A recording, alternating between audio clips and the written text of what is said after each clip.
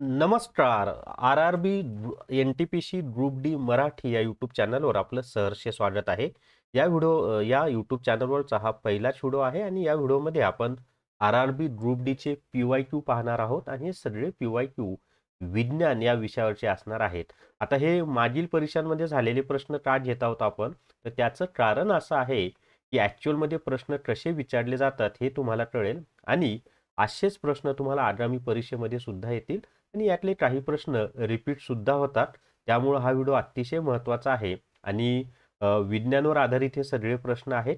प्रत्येक विषयाचे आपण प्रश्न घेणार आहोत. रोजच्या रोज व्हिडिओ असणार आहेत. त्यामुळं या चॅनलला सबस्क्राईब करून ठेवा. तसंच बेल आयकॉनची जी घंटी आहे ती ऑन करून ठेवा म्हणजे तुम्हाला नोटिफिकेशन येतील. चला तर मग आता आपण व्हिडिओ शेवटपर्यंत पाहूयात. या व्हिडिओला सर्वांनी लाईक करा, शेअर करा आणि आर-आर-बी एन-टी-पी-सी ग्रुप डी मराठी हे आपलं यूट्यूब चॅनल सबस्क्राईब करा. पहिलाच व्हिडिओ आहे या चॅनलवरचा. जर तुम्हाला आर-आर-बी ग्रुप डी साठी रेकॉर्डेड व्हिडिओ कोर्स घ्यायचा असेल तर फक्त 500 रुपयामध्ये हा कोर्स उपलब्ध आहे. यामध्ये विज्ञान, अंकगणित, बुद्धिमत्ता चाचणी यांचे रेकॉर्डेड व्हिडिओ दिलेले आहेत, प्लस सामान्य ज्ञान आणि या सर्व विषयांचे PDF सुद्धा दिलेले आहेत आणि फी फक्त 500 रुपये आहे. निश्चितच तुम्हाला फायदा होईल. चला तर मग आता आपण पहिला प्रश्न आणि त्यासाठी काय करायचे तुम्हाला हा कोर्स विकत घेण्यासाठी तर प्ले स्टोअरवरून विठ्ठल जोशी ॲप डाउनलोड करा आणि RRB group D recorded video course विकत घ्या.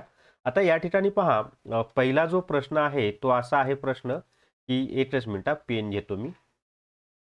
तर प्रश्न असा आहे पहा, धुराने भरलेल्या खोलीत प्रवेश केल्यावर प्रकाशाची सूक्ष्म किरणशलाटा कशामुळे दृश्यमान होते. आता प्रकाशाची जी सूक्ष्म किरणशलाटा आहे ना ही कशामुळे दृश्यमान होत असते तर त्याचं कारण आहे प्रकाशाचं विकिरण. सी हे त्याचं उत्तर आहे, प्रकाशाचं विकिरण.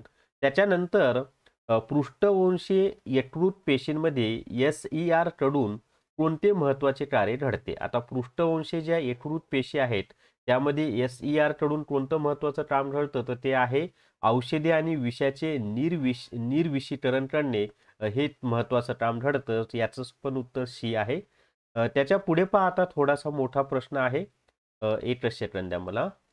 प्रश्न असा आहे की विद्युत प्रवाह वाहून नेणाऱ्या नालकुंतलासाठी खालीलपैकी कोणते किंवा कोणती विधान किंवा विधाने योग्य आहेत ते सांगा.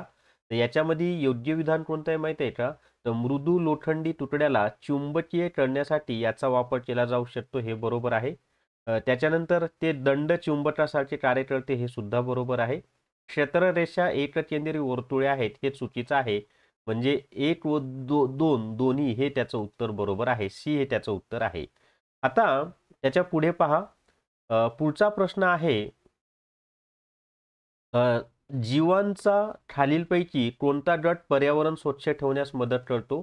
त्याच्यामध्ये पर्यावरण स्वच्छ ठेवण्यासाठी मदत करणारा जो घटक आहे तो आहे जीवाणू आणि कवक. डी हे त्याचं उत्तर आहे, ते पर्यावरण स्वच्छ ठेवण्याचं काम करत असतात. खालीलपैकी कोणते विधान सत्य आहे ते सांगा. आता दिलेल्या याच्यामध्ये सत्य विधान कोणतं आहे ते आपल्याला सांगायचं आहे. तर या ठिकाणी पहा, वितळ तारा बनविण्यासाठी 3 लीड मिश्र धातू वापरतात, हे बरोबर आहे. वितळ तार म्हणजे फ्यूज हरित तारेला जोडलेला असतो, हे सुद्धा बरोबर आहे. आणि वितळ तार फ्यूज बनवण्यासाठी निवडले जाणारे पदार्थ उच्च द्रवणांक असावे लागतात नाही, हे चुकीचं आहे. कमी द्रवणांक असलेले असावे लागतात, कारण थोडं जरी जास्त तापमान झालं तर तो फ्यूजची तार तुटली पाहिजे, वितळली पाहिजे. आपण त्याला फ्यूज उडणे असं म्हणतो. म्हणजे पहिली 2 विधानं फक्त बरोबर आहेत. तर 1 आणि 2 दोन्ही हे त्याचं उत्तर आहे. चला त्याच्या पुढे 6वा प्रश्न आहे. आता प्रश्न आहे, खालीलपैकी कोणते किंवा कोणती संयुग किंवा संयुगे कृष्णधवल छायाचित्रणात वापरले किंवा वापरली जाते किंवा जातात.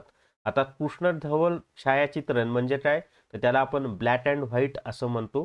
तर त्याचं उत्तर आहे पहा, सिल्वर क्लोराईड आणि सिल्वर ब्रोमाइड ही दोन्ही त्या ठिकाणी वापरली जातात. ती हे त्याचं उत्तर आहे. कृष्णधवल म्हणजे ब्लॅक अँड व्हाईट, हे सुद्धा लक्षात ठेवा.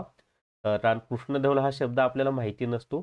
खालीलपैकी अ, खालीलपैकी कोणत्या प्रकारांच्या प्रतिमा पडद्यावर प्राप्त करता येऊ शकतात. आता पडद्यावर प्राप्त करता येऊ शकणाऱ्या प्रतिमा कोणत्या आहेत, तर वास्तव आणि परिवर्धित ही प्रतिमा प्राप्त करू शकतो.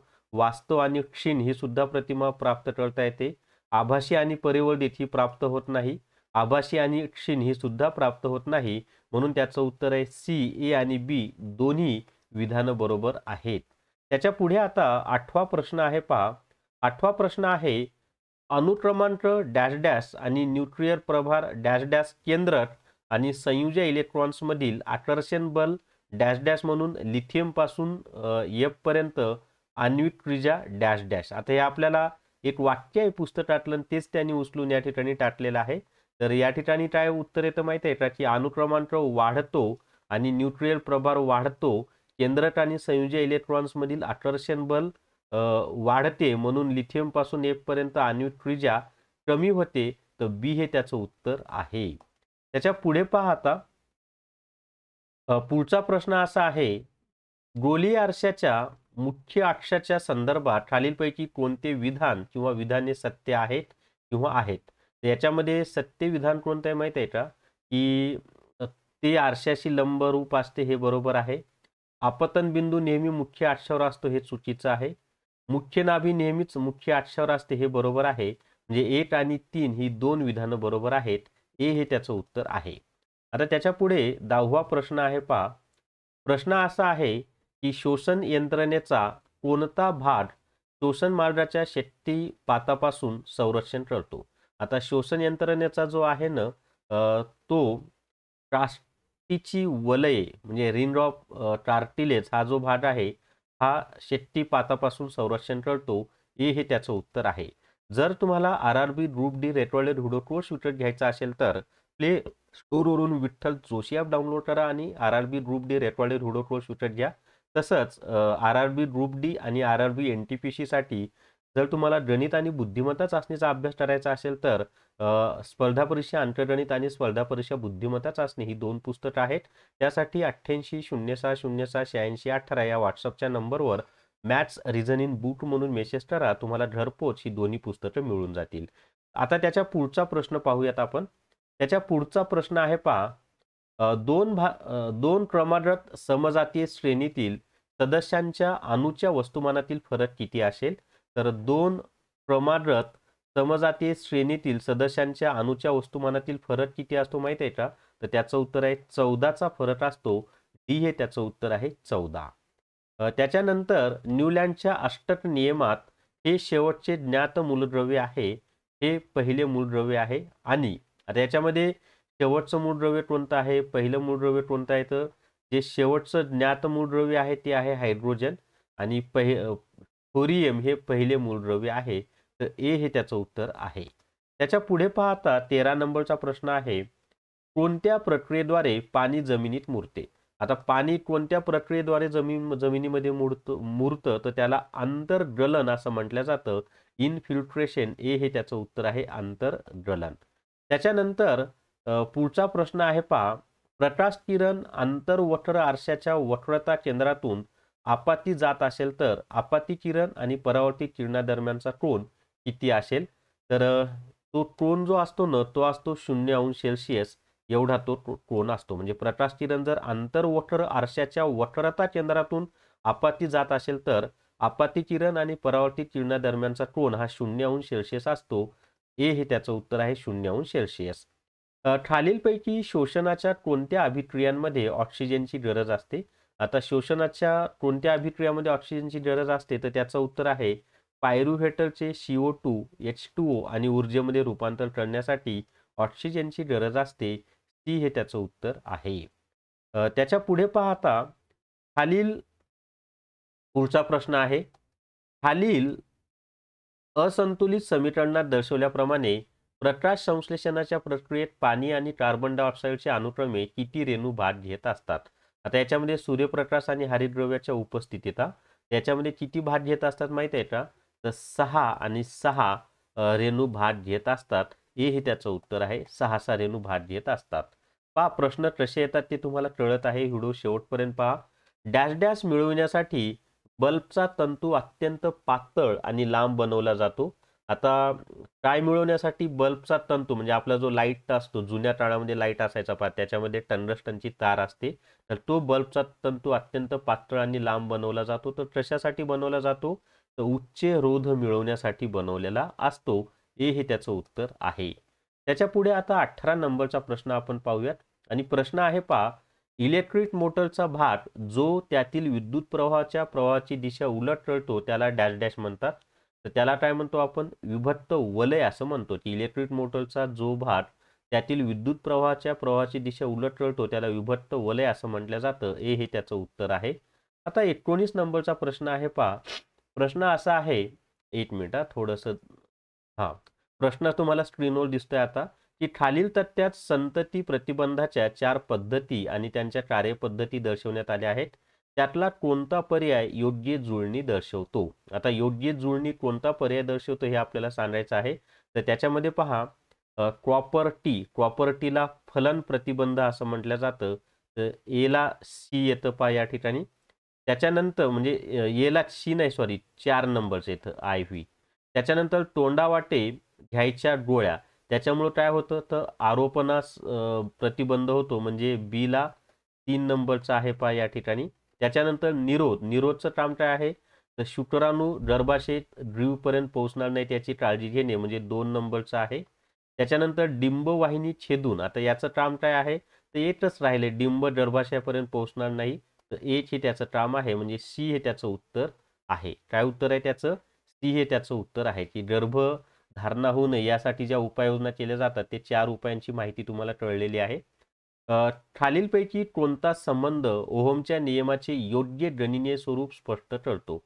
आता ओहमच्या नियमाचं योग्य गणितीय स्वरूप स्पष्ट करणारा जो संबंध आहे तो आहे पहा, व्ही बरोबर आय आर. सी हे त्याचं उत्तर आहे. हा फॉर्म्युला पाठच ठरवून ठेवा. त्याच्या पुढचा प्रश्न आता पाहूयात. यर्ट्सच्या विस्तारित रूपासाठी योग्य पर्याय निवडा. आता यर्ट्सचा जो लॉंग फॉर्म आहे तो काय आहे? सर्वांना माहिती आहे की ॲक्वायर्ड इम्युनो डिफिशियन्सी सिंड्रोम असा त्याचा लॉंग फॉर्म आहे. ए हे त्याचं उत्तर आहे. आणि यर्ट्स हा व्हायरसमुळे होतो बरं का, ते पण माहिती असू द्या.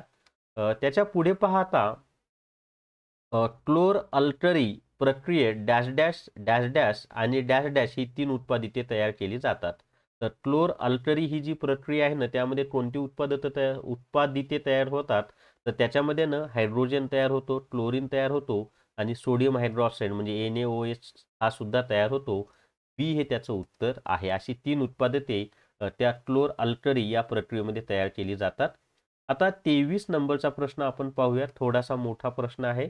खाली दिलेल्या वनस्पतीच्या काटछेदाच्या आकृतीचा अभ्यास करा. कोणता पर्याय अचूक अंकन दर्शवतो? म्हणजे लेबरिन इथं त्याने हे दिलेलं आहे पहा. ए म्हणजे हे काय आहे, हा भाग, या भागाचं नाव काय आहे ते ई न दर्शवलेलं आहे. डी म्हणजे हा पोकळी, सी म्हणजे हा भाग, बी म्हणजे हा भाग. तर यांना कोणती नावं आहेत असं त्यांनी विचारलेलं आहे. तर त्यांची जी नावं सांगायची झाली तुम्हाला तर त्यांची कोणती नावं आहेत माहिती आहे का? तर सी हे त्याचं उत्तर येते पहा, की ए म्हणजे ऊर्ध्व आधिचर्म, बी म्हणजे निम्न आधिचर्म, सी म्हणजे द्वारपेशी, डी म्हणजे वायू टोटर, त्याच्यानंतर ई म्हणजे हरित लवट. तर सी हे त्याचं उत्तर आहे. त्याच्या पुढे पहा आता 24वा प्रश्न आता स्क्रीनवर दिसतोय तुम्हाला. व्हिडिओ शेवटपर्यंत पहा. व्हिडिओला सर्वांनी लाईक करा, शेअर करा.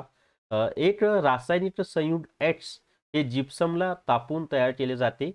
ही पांढरी भुकटी असते आणि ते अग्निरोधक पदार्थात वापरली जाते. संयुग X हे डॅश डॅश आहे.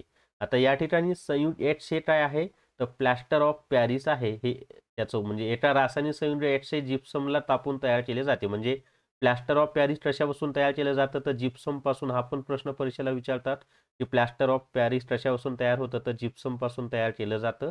हे पण तुम्ही सर्वांनी लक्षात ठेवा. त्याच्या पुढे पाहता सर्वप्रथम चंद्रावर पाय ठेवणारी व्यक्ती कोण आहे? तर सर्वप्रथम चंद्रावर पाय ठेवणारी जी व्यक्ती आहे ती आहे नील आर्मस्ट्रॉंग. हे त्याचं उत्तर आहे. जर तुम्हाला RRB group D recorded video course घ्यायचा असेल तर प्ले स्टोअरवरून विठ्ठल जोशी ॲप डाउनलोड करा आणि RRB group D recorded video course विकत घ्या. तसंच RRB ग्रुप डी आणि RRB NTPC साठी जर तुम्हाला अंकगणित आणि बुद्धिमत्ता चाचणीची तयारी करायची असेल तर स्पर्धा परीक्षा अंकगणित आणि स्पर्धा परीक्षा बुद्धिमत्ता चाचणी ही 2 पुस्तकं आहेत आणि ती मिळवण्यासाठी 8806068618 या व्हॉट्सअपच्या नंबरवर मॅथ्स रिझनिंग बुक म्हणून मेसेज करा. तुम्हाला घरपोच ही दोन्ही पुस्तकं मिळून जातील. तर या व्हिडिओमध्ये एवढीच माहिती मित्रांनो. हा व्हिडिओ तुम्ही पाहिल्याबद्दल तुमचा आभारी आहे. असेच नवीन नवीन व्हिडिओ आपल्या RRB NTPC group D Marathi या यूट्यूब चॅनलवर येणार आहेत. त्यामुळं चॅनलला सबस्क्राईब करून ठेवा. बेल आयकॉनचं बटन ऑन करा म्हणजे तुम्हाला नोटिफिकेशन येतील. थांबूयात. धन्यवाद.